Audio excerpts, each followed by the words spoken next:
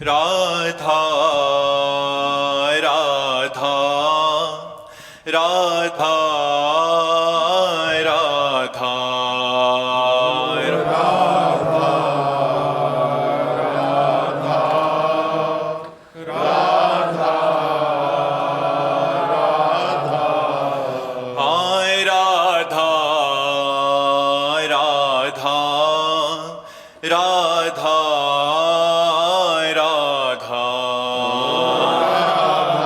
राधा राधा राधा राधा राधा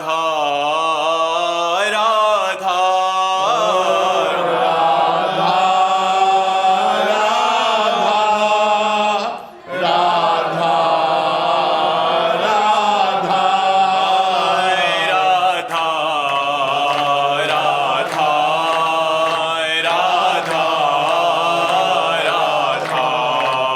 राधा राधा राधा राधा हाय राधा राधा राधा राधा श्री राधा वल्लभ लाल की जय, श्री वृंदावन धाम की जय, श्री सद्गुरुदेव भगवान की जय।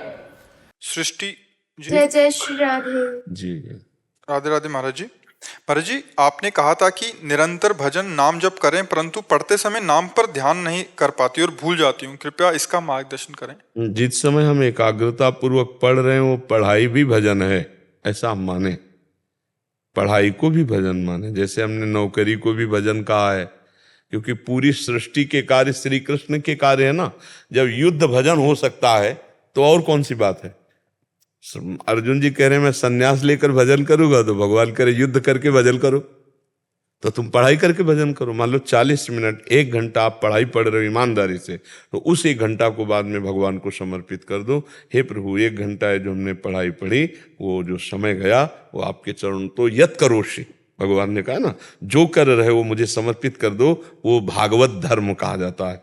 और फिर जब शेष समय खाली समय, तो आप नाम जप कीजिएगा, प्रमाद स्थिति न कीजिएगा, समय बर्बाद मत कीजिएगा। जो समय पढ़ाई में है, जो व्यापार में, जो नौकरी में जा रहा है, उस समय को भगवत अर्पित कर दो, शेष समय नाम जप करो। ये भक्ति है, ये भागवत धर्म है, इससे भगवत प्राप्ति हो जाती है, भगवान की कृपा प्राप्त हो जाती है। कभी हमने ऐसा नहीं कहा कि पढ़ाई नहीं पढ़ना चाहिए, पढ़ाई भी भगवान का भजन ही है, क्योंकि वो भी सृष्टि की एक सेवा का कार्य है, ऐसा मानना चाहिए। ठीक है जी। सत्य प्रकाश मिश्र जी, कानपुर से। महाराज जी, आपने भक्ति योग के जिस शिखर को स्पर्श किया है, क्या एक सामान्य गृहस्थ अपने उत्तरदायित्वों को निर्वहन करते हुए उसका एक अंश मात्र भी पा सकता है? क्योंकि ये सब अंदर का विषय बच्चा, बाहर का विषय नहीं, अंदर का समर्पण योग है। भक्ति का मतलब है समर्पण योग, जोर का आश्रय। नवधा भक्ति श्रवणम कीर्तनम स्मरणम विष्णुर्पाद सेवनम अर्चनम बंदनम दास्यम शख्य और फिर आत्मनिवेदनम। ये आत्मनिवेदन भक्ति है, पूर्ण समर्पण। इसी से बात बनता है। जो माया चक्र से हम पुनरपि जननम पुनरपि मरणम पुनरपि जननी जठरे सहनम, इससे अगर हम हट पाते हैं तो उसका एकमात्र है भगवत आश्रय, आत्मसमर्पण। भगवान को मन वचन कर्म से समर्पित हो जाना, अन्य आश्रय ना लेना। तो धीरे धीरे धीरे धीरे हमारे हृदय की स्थिति भगवदाकार हो जाती है। हम अगर शरीर का आश्रय लेते हैं तो फिर काम क्रोध लोभ मोह मद मत्सर ये सब छा गए। हम जिसका आश्रय लेते हैं उसका स्वाभाविक चिंतन होता है। जैसे हम शरीर का आश्रय लिए तो हमें शरीर का ध्यान नहीं करना पड़ता, शरीर का चिंतन नहीं करना पड़ता। सो के जगे तो हमें ये नहीं देखना होता कि मैं पुरुष हूं कि मैं स्त्री हूं, क्या कुछ नहीं, क्योंकि आश्रय लिए तो जगते ही तत्काल। विस्मृति एक क्षण की नहीं हुई। हमारी बात को समझ पा रहे हो आप? ऐसे ही जब हृदय से हम आश्रय भगवान का ले लेते हैं तो उठते बैठते चलते फिरते खाते पीते सब समय भगवान की स्मृति रहती है। अखंड स्मृति ही भगवत साक्षात्कार का स्वरूप है। अखंड स्मृति। अब वो क्रियाएं कुछ कर रहा हो, वो किसान हो, वो व्यापारी हो, वो बैरागी हो, इससे कोई मतलब लेना देना नहीं। श्री रैदास जी कठौते में जो अपनी क्रिया करते थे, तो इसी से बड़ों बड़ों को भ्रम था कि पर हर समय भगवान की स्मृति में डूबे हुए और अपने कर्तव्य कर्म को, दूसरे से अपना कर्तव्य कर्म यदि छोटा भी हो तो महान है। स्वधर्मो निधनो श्रेया परधर्मो भयावहा। नाम स्मरण चल रहा और अपना कर्तव्य कर्म चल रहा तो बच्चा सब ठीक हो जाता, चाहे विद्यार्थी हो, व्यापारी हो, किसान हो, सर्विसमैन हो, कोई भी हो। इसमें हमें बताओ, अंदर से हम नाम चिंतन कर रहे और बाहर से अपने कर्तव्य को कर रहे हैं। दो ही बातें, बहुत जोर की बात है। अर्जुन जी से भगवान कह रहे हैं माम निस्मर युद्ध च। एक बात पकड़ लो। अब आप इसमें बताओ गृहस्थ कहाँ बाधक है इसमें? प्रभु जी, आप तो कष्ट, आपने जितने आपसे कष्ट जो जीवन के पढ़े हैं और देखे हैं, तो लगता नहीं है कि नहीं, कष्ट तो इसमें बात ये समझनी है कि एक वैज्ञानिक बल्ब बनाने में कितनी मेहनत की होगी, लेकिन हमको सहज में मिल रहा है। तो हमको वैज्ञानिक बनना है या लाइट का आनंद लेना है? लाइट का आनंद ले रहे ना। मेहनत तो वैज्ञानिक ने की, प्रणाम है उसको, लेकिन उसने सुविधा करके हम सबको प्रकाश के लिए बल्ब की रचना करके दे दिया। तो संत महात्माओं के लिए हम बंधन इसीलिए करते हैं, इसीलिए वो जगत बंधनी है कि उन्होंने जीवन में जो बात बहुत कष्टप्रद सही है और पाई है, वो आपको एक सेकंड में फ्री दे रहे हैं। तो आपको जरूरी है कि गाड़ी मुगल सराय से आ रही है तो हम वहीं बैठे, मथुरा स्टेशन में क्यों ना बैठ जाओ? गाड़ी उतनी यात्रा करके हमारे नजदीक स्टेशन मथुरा में आ गई तो हम यहां से बैठेंगे और हम लक्ष्य आगे वाला तय कर लेंगे। तो संत अपने जीवन की यात्रा तय करके कठोरता पूर्वक जो अनुभव किया वो आपको ऐसे दे रहे हैं। तभी कहा गया है बड़े भाग पाइप सत्संगा। और आगे शब्द क्या है? बिना ही प्रयास होई भव भंगा। बिना प्रयास के संसार समुद्र से पार। अब दूसरों को लगता है कि जो बात इन्होंने इतना कष्ट करके प्राप्त किया वो मुझे ऐसे सहज में मिल रही तो लाभ नहीं मिलेगा। ऐसा नहीं। तात स्वर्ग अपवर्ग सुख धरी तुलाए कंग। तूल न ताय सकल मिली जो सुख लव सत्संग। क्यों इतनी महिमा गाई गई सत्संग की? इसीलिए गाई गई कि वो भले कष्ट सहकर तपस्या के द्वारा वो बात समझे, पर वो हमको सहज में दे रहे हैं। बस मान ले सहज में तो कल्याण हो जाए।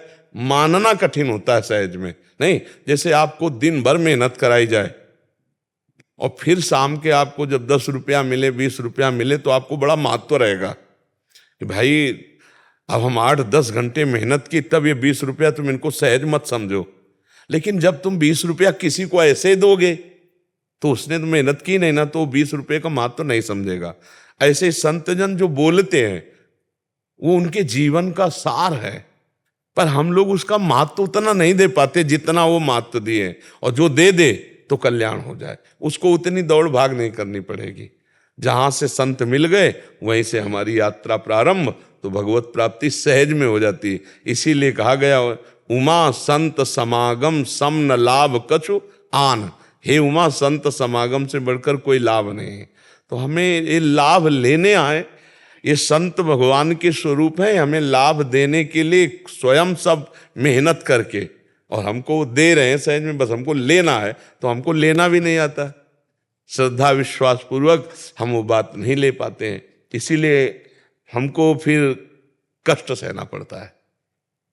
क्या कष्ट सहना पड़ता है? दौड़ना पड़ता है, भागना पड़ता है। बात मान ले तो उतना कष्ट सहना थोड़ी पड़ेगा। जो एक बात के लिए वो कितना कष्ट सहे, वही बात तो हमको सहज में दे रहे हैं, भैया ऐसे कर लो, ऐसे तुम्हारा काम बन जाएगा। और बन जाएगा, आप देख लो मान करके बात।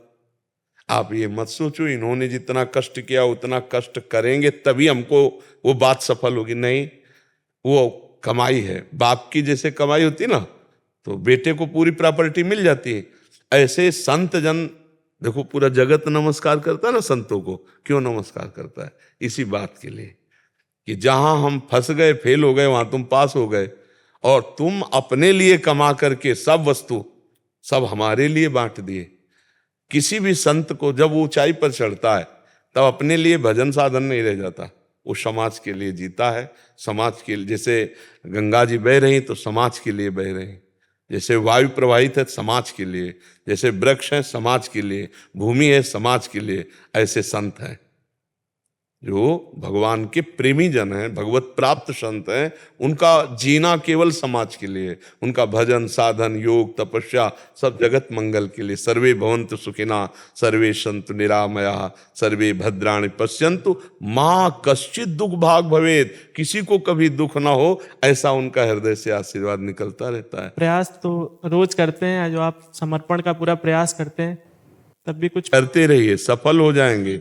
करत करत अभ्यास के जड़मत होत सुजान, रस्सी आवत जात ही सिल पर होत निशान।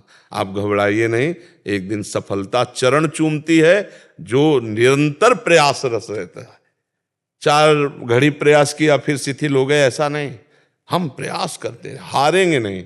अंत में रात्रि में वही शंकराचार्य जी की 2 श्लोक की पंक्तियां हैं जो मत्स्मम पातकी नास्ति पापग्नि त्वत्समा नहीं एवं ज्ञात्वा महादेवी यथा योग्यम तथा गुरु कह के सो जा। हाँ बढ़िया है, पर हमें लगता है जैसे हम प्रार्थना तो करते हैं ना, हमें मन से बात समझनी है कि प्रभु मेरे में कोई योग्यता नहीं है, आप ही संभालो, आप ही हमें आगे बढ़ाओ, तो भगवत कृपा आपको गोद में ले लेगी, वो बढ़ाना शुरू कर देगी। साधक भ्रष्ट तभी होता है जब अहंकार होता है। साधक की साधना में बाधाएं तभी आती जब अहंकार होता है, और जब भगवान के आश्रित तो कृपा पात्र तो ऐसे निकल जाता है, कोई बाधा ही नहीं है। नहीं, जैसे कहीं चेकिंग हो रही हो और उस क्षेत्र का अधिकारी हो और उसके साथ आप हो और वो केवल इतना कह दे तो कोई चेकिंग आपकी नहीं होगी, निकल जाओगे। ऐसे ही संपूर्ण लोक के महेश्वर भगवान है और माया उनकी दासी है और परीक्षा वही लेती है। तो जब भगवान की शरण में जीव हो जाता है तो परीक्षा शब्द खत्म हो जाता है, फिर भगवान के भरोसे और भगवान के नाम के सहारे वो माया पर विजय प्राप्त कर लेता है। और अगर हमारे अंदर एक गर्व होता है मैं, तो फिर प्रश्नवाचक चिन्ह आ जाएगा, और फिर माया जब प्रश्न करेगी तो माया का ऐसा प्रश्न होता है कि कोई समझ ही नहीं पाता कि ये प्रश्न है, वो फेल हो जाता है। समझ ही नहीं पाता कि ये परीक्षा है हमारी, नहीं समझ पाता और वो वहीं फेल हो जाता है। तो ऐसा गुस्सा दिला दिया जाएगा आपको, ऐसे प्रतिकूल व्यवहार, ऐसा आकर्षण भोगों का, ऐसी सुख सुविधा कि आपको लगेगा नहीं कि हमारी परीक्षा हो रही, लगेगा कि यार, और गिर जाता है। माया ऐसा थोड़े समझने देती कि वो प्रश्न कर रही आपको उत्तर देना है, नहीं। इसलिए एकमात्र भगवान का सहारा, सिद्ध पुरुष होने पर भी सनकादि हर समय हरिशरणम जपते रहते हैं, क्योंकि भगवान की शरण के बिना माया से निस्तार नहीं है। जी सर्वेश तिवारी जी, महाराज जी, मन में ईश्वर के प्रति अपार आस्था और विश्वास है, फिर भी तनाव और संकट के समय मन घबराता है। अज्ञान जब तक निवृत्त नहीं होता, देह भाव जब तक पुष्ट रहता है और भगवद विमुखता जब तक रहती है, तब तक चिंता, शोक, भय, उद्विग्नता ये दूर नहीं होती, ये बनी ही रहती है। इसी को दूर करने के लिए हर समय नाम जपने के लिए हम कहते हैं, हर समय प्रभु से जुड़े रहो। आस्था है लेकिन हम प्रभु से जुड़े नहीं हैं, तो आस्था का मतलब क्या रहा? अगर हमारे हृदय में प्रभु का नाम चल रहा है, रात दिन हम प्रभु से जुड़े हैं, तो फिर तनाव किस बात का? तनाव शब्द नहीं रहता। फिर ये तनाव शब्द बहुत ज्यादा जो सोचते रहते ना उनको होता है ओवर थिंकिंग। नाम जप है नहीं, अब वो बढ़ता चला जा रहा मन, कल्पना में, सोच में बढ़ता, कभी निगेटिव, कभी पॉजिटिव, कभी रागात्मक, कभी द्वेषात्मक। अगर द्वेषात्मक हुआ तो भार पड़ता चला जा रहा, दिमाग कमजोर होता चला जा रहा, वो डिप्रेशन वाला आदमी बन जाएगा। अगर रागात्मक तो गंदे आचरणों में उतरता चला जाएगा, तो भी वो परिणाम में डिप्रेशन में चला जाएगा। दोनों तरह से हानि है, राग और द्वेष दोनों तरह से हानि। राग द्वेष दोनों खोइए, खोजिए पद निर्वाण। इसलिए हम कहते हैं राधा राधा राधा राधा राधा, उठते बैठते चलते फिरते राधा राधा राधा राधा। अरे तुम्हारा तो शरीर खान पान सब व्यवस्था है, तनाव किस बात की? तनाव ऐसा ना हो जाए कहीं, कहीं ऐसा ना हो जाए, ऐसा किया तो ऐसा क्यों नहीं हो गया, ऐसा क्यों? क्योंकि आस्था केवल जबान से कहने का विषय नहीं, वो हृदय का होना चाहिए।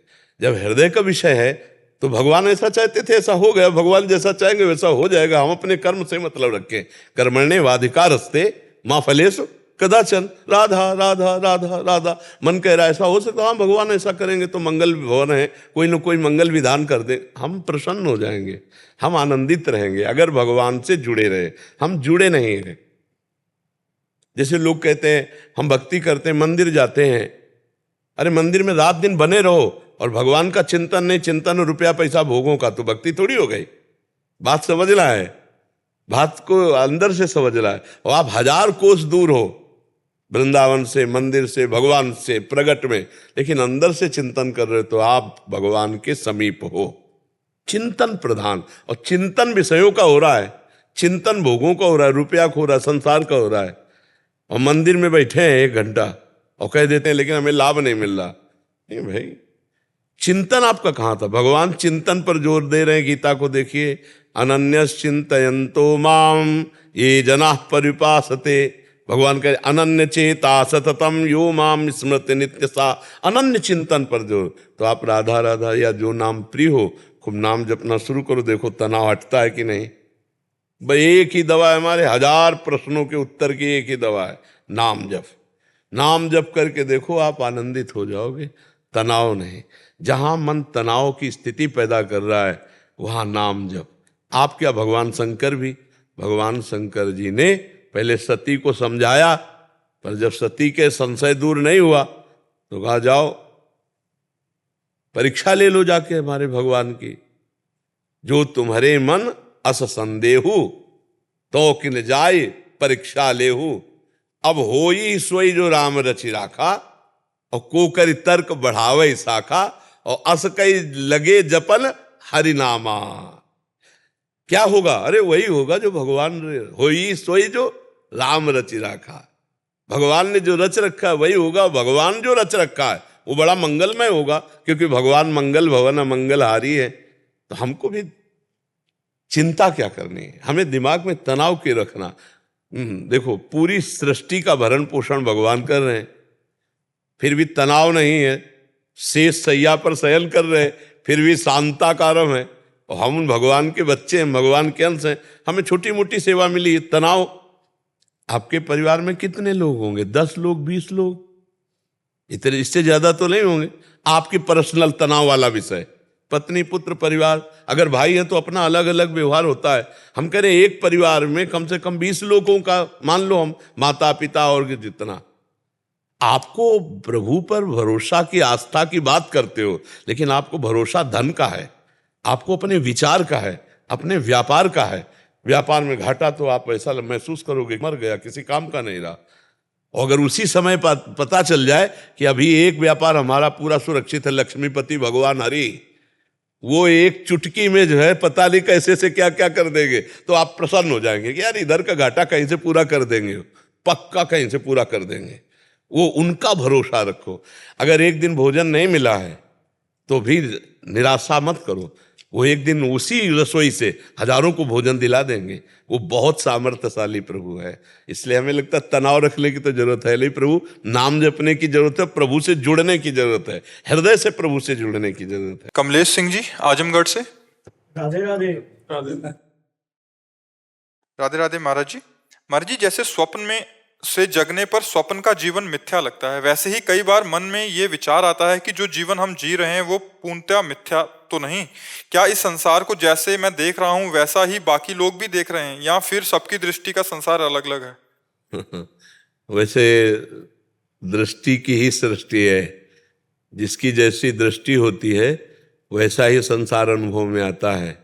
किसी को राम दृष्टि तो सिय राम में सब जग जानी, किसी की श्याम दृष्टि और किसी की काम दृष्टि, अलग अलग दृष्टि है। तो हमको जैसा दिखाई देता है वैसा आपको दिखाई देता है कि नहीं, आपकी दृष्टि, और आपको जैसा दिखाई देता है वो हमको दिखाई देता है कि नहीं, हमारी दृष्टि। ये संसार अपनी दृष्टि के अनुसार दिखाई देता है। आंतरिक बात, बाह्य तो मान लो जो स्त्री देख रहे हो तो स्त्री दिखाई देगा, हजारों को लाखों को दिखाई देगा, लेकिन आंतरिक दृष्टि में वो स्त्री तत्व में भगवत तत्व देख रहा है कि नहीं, स्त्री शरीर में जो पांच भौतिक शरीर की रचना है उसमें भगवत तत्व देख रहा है कि नहीं, या उसमें काम भाव देख रहा है, या उसमें पूज्य भाव देख रहा है, या उसमें मातृ भाव। 100 स्त्री ही देख रहे हैं लेकिन उसमें आंतरिक चिंतन 100 का अलग अलग होगा। तो जो चिंतन वही दर्शन माना जाता है।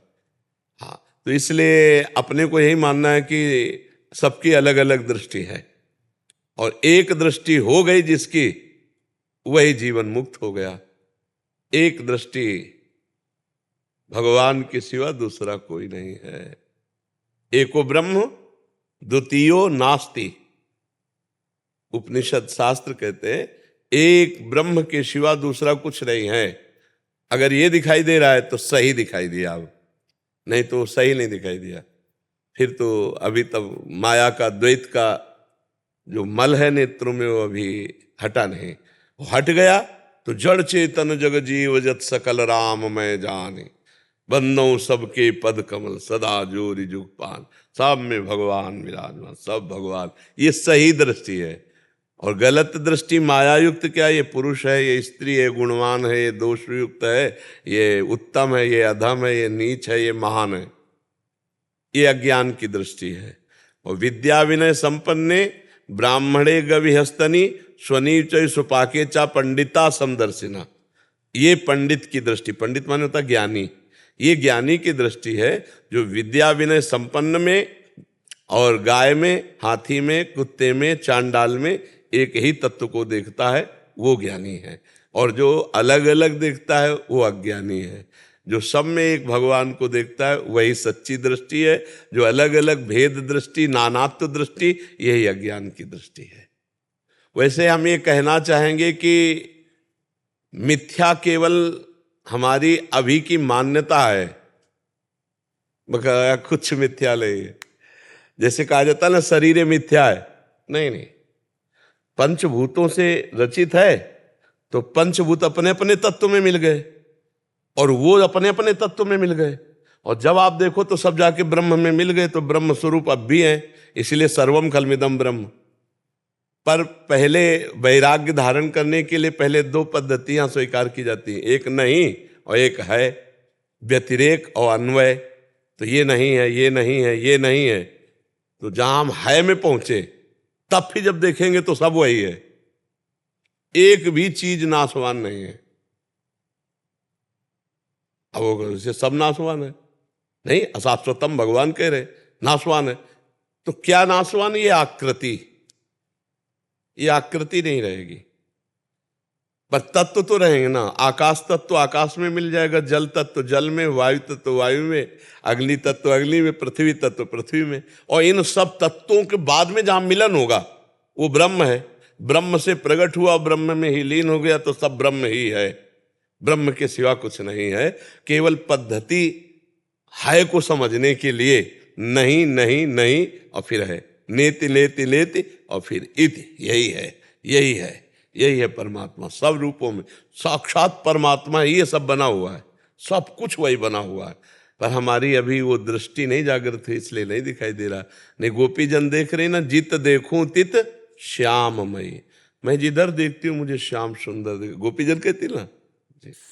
आनंद नारायण जी।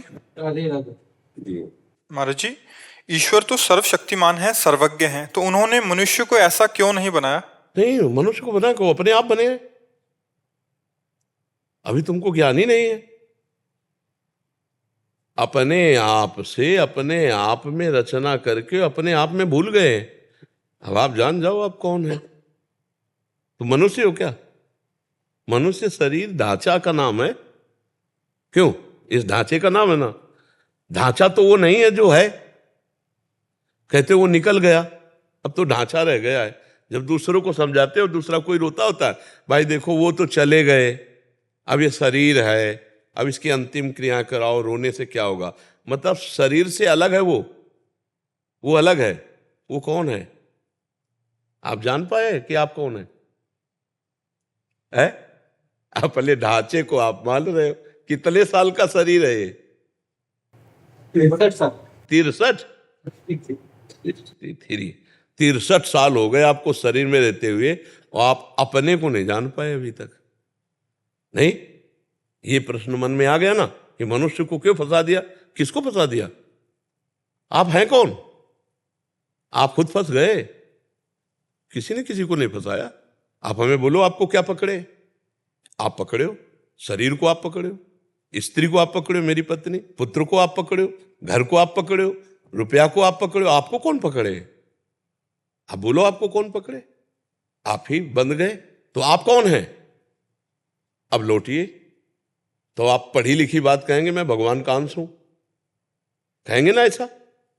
अगर आप थोड़ा भी शास्त्र पढ़े हैं तो ईश्वर अंश, जीव अविनाशी, रामायण, गीता, ममैवांशो जीवलोके जीवभूता सनातना। जीव कौन है? ममैवांशो, भगवान का अंश। तो अब एक चम्मच गंगा जल लो तो क्या बोलोगे? गंगा जल तो बोलोगे।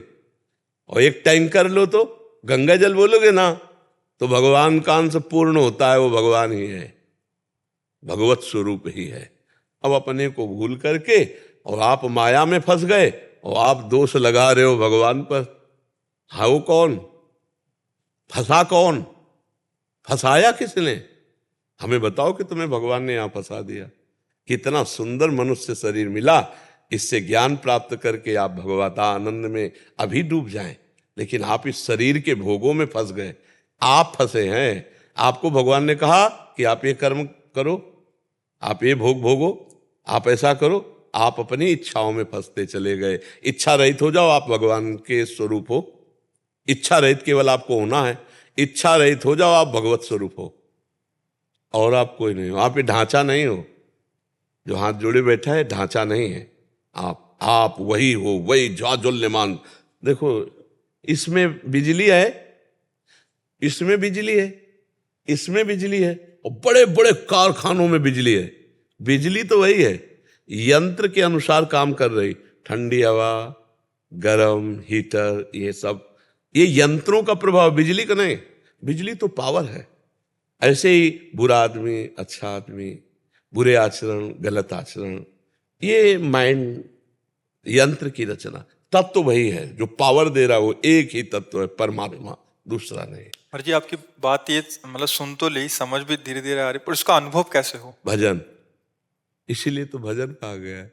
बारी मथे घृत होए बरु, सिकताते बरु तेल, बिनु हरि भजन न भवतरी, या सिद्धांत अपेल। बिना भजन के कोई ज्ञान व्यान नहीं काम करता। क्योंकि अभी तो यही नजर आ रहा है, मेरा बेटा, मेरी बहू, मेरा पैसा। बिल्कुल। तो अभी तो ये सब ज्ञान की बातें केवल कहने सुनने की है, स्थिति तो शरीर में है ना। अभी काफी ऊपर से जा रही है। हाँ, तो इसीलिए भजन करे, भजन। इसीलिए हम सबको कहते राधा राधा राधा राधा राधा, नाम जप करो, राम राम कृष्ण कृष्ण हरि हरि, बड़ा मंगल हो जाएगा। इसी से सब ज्ञान प्रकट हो जाएगा।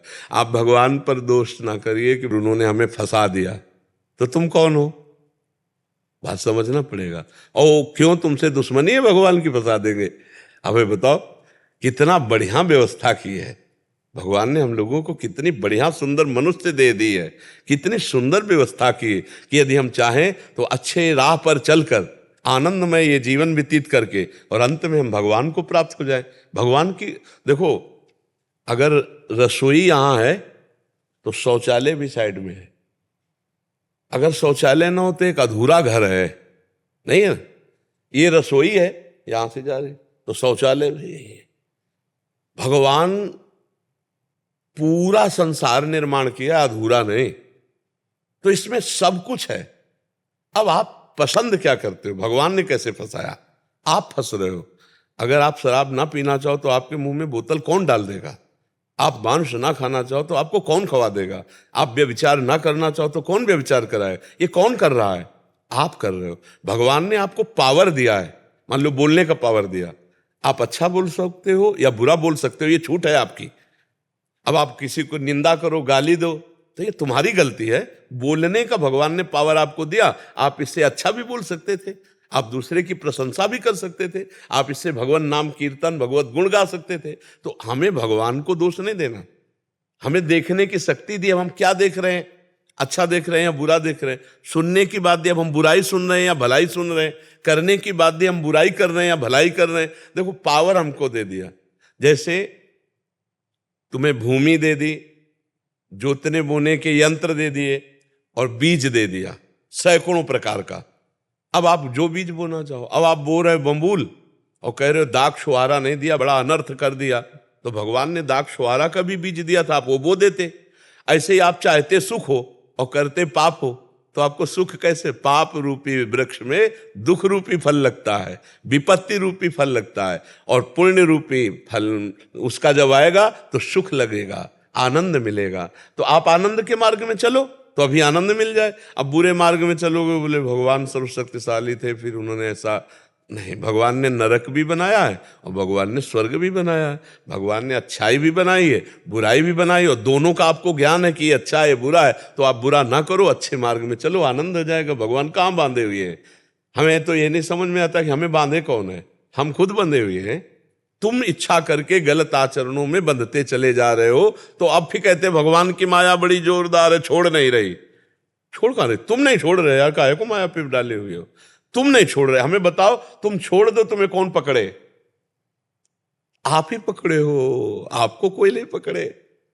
अब लोग मूर्खता में फंसे, नहीं फंसे? बोले यार चाहे जो कुछ हो जिंदगी में, ये तो नहीं छोड़ सकते, हम इसके बिना जी नहीं सकते। और जब स्वीकार नहीं किया था तब भी तो जी रहे थे। ये कमजोरियां हमारे अंदर आ गई। यही भगवान की माया का दोष हम दे देते हैं कि ये भगवान की माया है। माँ माने नहीं या माने जो है नहीं, उसको हम दोष दे रहे हैं और हम ही गलती करके फंसते हैं। क्यों भैया, कहीं भगवान दोषी नजर आते हैं क्या? आप हमें बता दो। इतना सुंदर आपको नेत्र दिए, कान दिए, नाक दिए, हाथ दिए, पैर दिए, कितने कृपालु हैं भगवान। और हमको अवसर दिया कि हम भजन करके भगवान को प्राप्त करें, और हम भूल गए संसार के भोगों में। अब इसमें भगवान का क्या दोष है? हमें तो नहीं लगता प्यारे भगवान का कोई दोष है। हमारे दोष हैं। अब हम उनसे क्षमा याचना करके भजन करें, अभी आनंद आ जाएगा। भजन करो, भजन करने से ही परमानंद की प्राप्ति होगी। नाम जप करते हो? अरे थोड़े बहुत से काम नहीं चलेगा। आप शरीर छोड़ के जाना है यहाँ से भैया, और यहाँ जो कुछ है वो सब, घड़ी भी रह जाएगी तुम्हारी, यही घड़ी भी नहीं जाएगी, और ये हाथ भी नहीं जाएगा तुम्हारे साथ, तुम्हारा हाथ भी तुम्हारे साथ ले जाएगा। और का हाथ का, और कोई कौन हाथ हमारा पकड़े? हमारा हाथ भी नहीं रह जाए, यही सब जला दिया जाता है। केवल नाम जप जाएगा और आपके किए हुए शुभ अशुभ कर्म जाएंगे। इसलिए सबसे प्रार्थना है, मन लगे ना लगे, खूब नाम जप करो, उठते बैठते चलते। इसमें पैसा नहीं लगता भाई, राम राम हरि हरि कृष्ण कृष्ण राधा राधा, इसमें कहने पैसा लगता है क्या? खूब नाम जप करो। आज से और बढ़ाओ नाम जप। वो एक ले लो काउंटर, बोले ऐसे बड़ा, उसमें मन भी लगता है कि बोले 1000 हो गए, हाँ 1500, उसमें मन लगता है, ले लो। बहुत बढ़िया धन है भगवत नाम। कबीरा सब जग निर्धना, धनवंता नहीं कोई, धनवंता सोई जानिए जाके राम नाम धन। आप जब के देखना, आनंद आ जाएगा। आप भगवान से शिकायत करना बंद कर दोगे, रोना शुरू कर दोगे, और भाषा बदल जाएगी। कितनी कृपा है प्रभु आपकी हमारे ऊपर, ऐसा अनुभव होने लगेगा। ठीक है। हर्षवर्धन मिश्रा जी। राधा वल्लभ श्री हरिवंश। आपने कई बार सत्संग में बताया भी है कि प्रकृति में 3 प्रकार के गुण चलते हैं, रजोगुण, सतोगुण और तमोगुण। तो कई बार हमारे शरीर में ये गुणों का प्रभाव चलता है अंतःकरण में, अंतःकरण में। तो महाराज जी, कई बार जब भजन बिल्कुल भी नहीं होता, तो उस स्थिति में हम ये कैसे पहचाने कि ये हमारे प्रमाद के कारण हो रहा है, या हम अगर मान लीजिए आश्रय लेते हैं तो हम इस आश्रय पे बैठ जाए कि हम तो प्रियालाल के आश्रित हैं। अगर हम मान लीजिए चूक हमसे हो भी रही है किसी जगह में और भजन हम नहीं भी कर पा रहे हैं, तो हम उनके आश्रित है, वो हमें देख लेंगे जी। ये तो हृदय का विषय है। जब हमारे अंदर तमोगुण आता है तो हमारे अंदर प्रमाद स्थित, प्रमाद कहते हैं ना करने योग्य कार्य के करने में रुचि हो जाना, और करने योग्य कार्य में अरुचि हो जाना। तो जैसे भजन है, सतमार्ग की प्रवृत्तियां हैं, इनमें बिल्कुल रुचि नहीं होती। निद्रा आलस्य प्रमादोत्थम तत्तामस मुदाहरतम। उस समय हमको नाम कीर्तन करना है, नाम जप या सुमिरन या मनन नहीं। अलग अलग बाण होते हैं ना, तो जैसे तमोगुण आया तो उसके लिए बाण है नाम कीर्तन, वो करने नहीं देगा, वो बुरा लगेगा मन को, लेकिन उस समय हमें करना है, जोर जोर से पद गायन करना है, भगवत संबंधी लीला चरित्र या नाम कीर्तन करना है। और उस समय भी तमोगुण अंतःकरण में आया, मेरे में नहीं। मेरे में तमोगुण थोड़ी आया, मैं अंतःकरण हूं क्या? जब गुण चर्चा होती तो फिर तत्व चर्चा उसमें जुड़ जाती है। तो जब हमारे अंदर गुणों का प्रवाह आया, तमोगुण, हम जान पा गए हमारे अंदर तमोगुण आ गया, तो किस में आया? अंतःकरण में, मेरे में नहीं, क्योंकि जानने वाला तो मैं हूं। वो अंतःकरण मेरे जानने में आने वाला विषय है, इसका मतलब मैं अंतःकरण नहीं हूं। समझ पा रहे हो ना? ये ज्ञान की बात है, मैं साक्षी हूं उसका। अब अंतःकरण में प्रमाद स्थिति आ रही हो, हम नाम कीर्तन कर रहे हैं, जीत गए हम तमोगुण को। अब रजोगुण जब आएगा तो भोग विलासिता का चिंतन कराएगा, ये नाना प्रकार की स्वादिष्ट पदार्थ, जनेन्द्रिय जन भोग की कामना, बहुत तरह की भोग संबंधी कामनाएं रजोगुण में उत्पन्न होती है। तो जब हमारा भजन में अरुचि और भोगों में रुचि होने लगे, भोगों का चिंतन तो समझ लेना चाहिए रजोगुण आ गया। अब उस समय हमें क्या करना है? उस समय सत्संग सुनना चाहिए। अलग अलग बाण है, उस समय सत्संग बहुत जल्दी आपको सुधार देगा, क्योंकि भोगों में अरुचि के लिए वैराग्य के कुछ सत्संग ऐसे रखने चाहिए तो तत्काल लगाए वो दवा की तरह, और ध्यान से सुने, सोई विचार पवित्र होगा, रजोगुण घटकर सतोगुण बढ़ने लगेगा। और जब सतोगुण आता है तो प्रश्न की जरूरत नहीं पड़ती, जैसे रसगुल्ला पाने के लिए प्रेरणा नहीं देनी पड़ती, वो अपने आप पाने का मन होता है। ऐसे सतोगुण में भजन का स्वाभाविक मन होने लगता है, शास्त्र स्वाध्याय में रुचि होने लगती, संत समागम की रुचि होने लगती, बड़े बड़े पावन चरित्रों का स्मरण होने लगता। सत्वगुण बहुत सहायक है, लेकिन ये भगवत प्राप्ति नहीं कराता, ये भगवत प्राप्ति के मार्ग में लाता है। फिर भगवत प्राप्ति होती है तीनों गुणों के त्याग से, क्योंकि अगर सत्वगुण है तो फिर रजोगुण दबाकर सत्वगुण को चढ़ जाएगा, स्थायी चीज नहीं है। गुणातीत, त्रैगुण विषया वेदा, निस्त्रैगुण भवार्जुन, त्रिगुणातीत स्थिति भगवत प्राप्ति है। तो वास्तविक हमारा स्वरूप तीनों गुणों से अलग है, हम तीनों गुणों के दृष्टा है, ना कि तीनों गुण हम में आते हैं, अंतःकरण में आते हैं। अगर ये उस समय ज्ञान रहे तो हमारा नाम जप या भजन नहीं छूटेगा, और अगर ये छूट भी जाता है किसी कारण से तो हमें पता है हम भगवान के आश्रित हैं। ये अंतःकरण मलिन इस समय है, पर मैं नहीं, मैं भगवान के आश्रित हूँ। इतना हृदय में, जैसे आप देखो कोई सुखद या दुखद परिस्थिति आती है, ये अंदर का विषय है, तो आपकी मनोवृत्ति कहाँ जाती है? किसी व्यक्ति पर, अपने पर, या श्री जी पर। मैंने ये किया अच्छा काम तो उसका परिणाम मुझे अच्छा मिला, ये आता है कि श्री जी की कृपा से अच्छा कार्य हो गया, श्री जी ने। अगर श्री जी पर गया पहला तो आप श्री जी के आश्रित हो, और अगर अहम पर आया या किसी व्यक्ति वस्तु पर गया तो आप उसके आश्रित हो, अहम के आश्रित हो। समझ पा रहे हो? जात से समझ रहे हो? भारी दुख की परिस्थिति आती है, आपका मन भाग के सबसे पहले कहाँ जाता है? अगर किसी व्यक्ति के पास गया तो आप उसके आश्रित हो, अगर अहम से कि हम देख लेंगे तो आप अहम के आश्रित हो, अगर यह है कि श्री जी देख लेंगे, श्री जी तो देख रहे हैं ना, तो श्री जी के आश्रित हो। अंदर का है विषय। अगर हमारा मन अहम या किसी व्यक्ति वस्तु पर जाता है तो हमें तत्काल अंदर से जलना है कि अभी भगवद आश्रित नहीं हुए। अगर भगवद आश्रित हुए होते तो सर्वप्रथम प्रभु के पास जाता। और भगवद भक्ति करते हुए भी भगवद आश्रय बहुत विलंब से होता है। ध्यान दीजिए, द्रौपदी जी भगवान की भक्ता हैं, दुशासन बाल पकड़ के घसीटता हुआ महल से ला रहा है, उनका विश्वास आश्रय 5 पति बलवान और सभा में बैठे हुए धर्मज्ञ महापुरुष है। लेकिन जब सभा में आती है तो 5 पतियों का आश्रय नहीं होता, टूटता है। फिर धर्मज्ञों का, भीष्मादि का आश्रय टूटता है, फिर अपनी भुजा का आश्रय, फिर अपने दांत का आश्रय, फिर देखा अब तो आखिरी में आश्रय गोविंद का हुआ। अब जहां गोविंद का आश्रय हुआ तो यहीं से वस्त्रावतार भगवान का हो गया। ये चूक हमारी बनी रहती है कि हम किसी न किसी वस्तु, व्यक्ति, स्थान, पद, प्रतिष्ठा, इनका आश्रय लिए रहते हैं। अगर वो अंदर से पहली पुकार भगवान के पास गई तो सिर्फ आश्रय भगवान का आपका है, और पूरा जीवन हमारी साधना आश्रय को ही पुष्ट करने में होती है। भागवत का 10वां जो है वो आश्रय ही है। अगर आश्रय पुष्ट हो गया तो भगवत प्राप्ति पक्की। हम यही सबसे कहते रहते हैं, आश्रय पुष्ट हो गया तो भगवत प्राप्ति पक्की। भगवत प्राप्ति किसी क्रिया से नहीं होती, आश्रय से होती है। और सारी साधनाएं आश्रय पुष्टि के लिए। नौवीं भक्ति जो है वो आत्मसमर्पण है। श्रवणम, कीर्तनम, अर्चनम, वंदनम, दास्यम, सख्य, आत्मनिवेदनम, जो भगवान का आत्मनिवेदन स्वरूप है, यही आश्रय है। श्रवणम, कीर्तनम, स्मरणम, विष्णुर्पाद सेवनम, अर्चनम, वंदनम, दास्यम, सख्य, आत्मनिवेदनम। ये जो आत्मनिवेदन नवदा भक्ति है, ये 8 भक्तियां उसकी साधन हुई और साध्य हुआ आत्मसमर्पण, और आत्मसमर्पण से ही भगवत प्राप्ति है। महर्षि, इसमें एक बात और पूछना थी।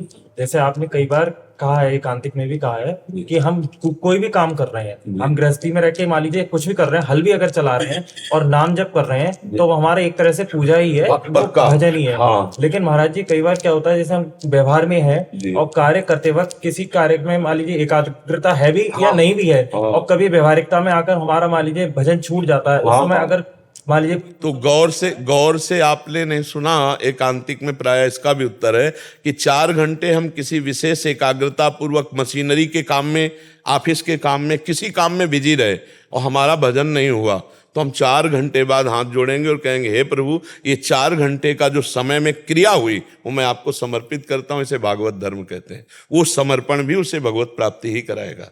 ये भी तो साथ में जुड़ा है ना। तो अब उस मान लो व्यापारी है तो 4 बातें कड़वी अच्छी भी हो सकती हैं, तो व्यवहार वार्ता की कर रहा है, लेकिन उसके अंदर जो लक्ष्य बन चुका है भगवत प्राप्ति, तो वो उस समय को जब समर्पित करेगा, स्वभाववश, संस्कारवश, अनेक जन्मों के संस्कारवश जो भी कार्य किया जाए वो परम पुरुष परमात्मा को समर्पित कर दिया जाए, तो वो भागवत धर्म बन जाता है। एकादशी स्कंद में 9 योगेश्वर वर्णन करते हैं, उसमें पढ़ के देख लो।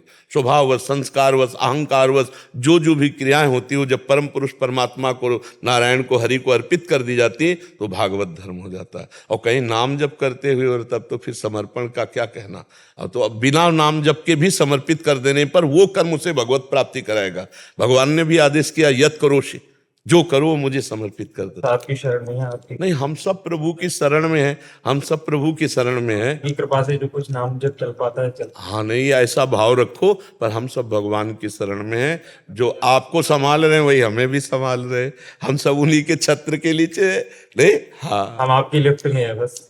हाँ, ऐसा मान लेते हैं लेकिन लिफ्ट में पावर तो कुछ और है, जो हमको भी ले चल रहा है, आपको भी ले चल रहा है। सोनी जी, कोटि कोटि प्रणाम महाराज जी। महाराज जी, छोटे छोटे अहंकार के द्वारा मेरे से जो कर्म होता है उसके बाद मन बहुत विचलित रहता है। करते समय ये याद नहीं रहता कि मुझे ये नहीं करना चाहिए या करना चाहिए, और जब याद फल... तो रहता, पता भी होता है नहीं करना चाहिए। ऐसा थोड़ा हम लोग गलत बोलते हैं कि हमें पता नहीं है, गलत था, मुझे पता नहीं था कि गलत था। लेकिन नहीं, पहले भी पता था कि मैं गलत करने जा रहा हूं, और करते समय भी डर लगता है मैं गलत कर रहा हूं, पर वो भोग की प्रियता के कारण, उसमें प्रियता के कारण, सुख बुद्धि होने के कारण ठीक निर्णय नहीं कर पाते हम। और जब हम उसको भोग लेते हैं तब बाद में हमको जलन होती कि क्यों किया, हम जानते थे गलत है, क्यों किया, आज से नहीं करेंगे। लेकिन फिर 2-4 घंटे के बाद जब किसी भोग का संयोग होगा, तब फिर वही दशा होगी कि नहीं करना चाहिए, मैं क्यों कर रहा हूं, और फिर भी कर बैठेगा।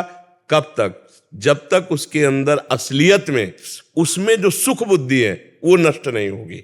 सुख बुद्धि उसमें जो जिस भी भोग में है, हम ऊपर से कहेंगे कि हमारी इच्छा नहीं थी, हम करना नहीं चाहते थे, अच्छी बात है, वो ठीक कह रहा है, लेकिन उसमें अंदर से सुख बुद्धि थी, इसलिए ना चाहते हुए भी उसे करना पड़ा। और वो तब तक करता रहेगा जब तक सुख बुद्धि नहीं हटेगी। जैसे बमन है, बमन समझते ना, बमन, उसको तुम्हें कोई खवा दे, कैसे खा सकते हो तुम? नहीं खा सकते ना, क्योंकि तुम्हारी सुख बुद्धि नहीं, घृणा बुद्धि है उस पर। ना तुम खा सकते हो ना तुम्हें कोई खवा सकता है। लेकिन बमन के पहले वो पदार्थ जो रबड़ी, रसगुल्ला, वो दूसरा भी खवा सकता है, तुम भी खा सकते हो। क्यों? उसमें घृणा बुद्धि नहीं, सुख बुद्धि है। और वही खा के ममन कर दे तो नहीं खा सकते, क्योंकि घृणा बुद्धि है। ऐसे ही हम ऊपर से तो जानते हैं कि ये गलत है, लेकिन अंदर से कि भोगेंगे तो सुख मिलेगा, अब वो क्रियाएं होंगी, चाहे वो मांस खाना हो, चाहे शराब पीना हो, चाहे व्यभिचार करना हो, चोरी करना हो, कुछ भी हो, जिसमें अंदर से सुख बुद्धि है, वो बाहर से क्रिया गलत होने पर भी हम रोक नहीं पाएंगे, वो हमसे होगी। उस सुख बुद्धि को भजन के द्वारा नष्ट किया जाता है। जब हमारे अंदर ज्ञान प्रकट हो जाता है, फिर नहीं। देखो, अपनी बहन अपने नजदीक बैठी हो, क्या हमारी पाप बुद्धि आ जाएगी? क्या बहन है अपनी, नहीं आएगी? ऐसा तो कभी, वही राक्षस है जो राक्षस, उनकी बात मैं नहीं कहता, मनुष्य की बात कहता हूं। कोई मनुष्य ऐसा नहीं, लेकिन पराई बहन बेटी देखने पर क्यों हो जाता है? वो भी तो हमारी तरह किसी की बहन बेटी है, जैसे हमारी बहन बेटियां हैं। वो क्यों हो जाता है? क्योंकि उनमें हमारी भोग बुद्धि, सुख बुद्धि और अपनापन नहीं होता। और अगर पूरे ब्रह्मांड में अपनापन हो जाए तो हर माता बहन के प्रति, तो उसी को भगवान प्राप्त हो जाते हैं। गोस्वामी जी लिख रहे हैं, जननी सम जानहि पर नारी, धन पराए बिसते बिस भारी, जिन्हीं राम तुम प्राण प्यारे, तिनके मन शुभ सदन तुम्हारे। हमसे पाप वही होता है जहां हम सुख भोग बुद्धि करते हैं और परायापन कर लेते हैं। अपनेपन में पाप नहीं हो। अपनी बेटी 4 हो और हम उनके बीच में बैठे हो, हंस रहे हो, खेल रहे हो, पाप बुद्धि आ जाएगी क्या? नहीं। तो फिर हम 4 बहनों को बाहर देख करके दोष दृष्टि क्यों कर लेते हैं? बस यही विवेक रखना है ना।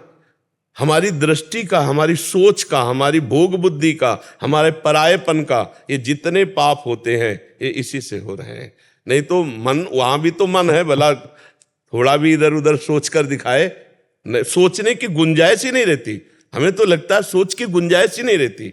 घर परिवार में देखो ना, लेकिन बाहर होती ही वो सोच चालू हो जाती है। वही सोच अगर हम बढ़ा दें, एक गांव में, एक नगर में, विश्व में ले जाएं, तो वही संत हो गया, वही साधु हो गया, वही हृदय से महान हो गया।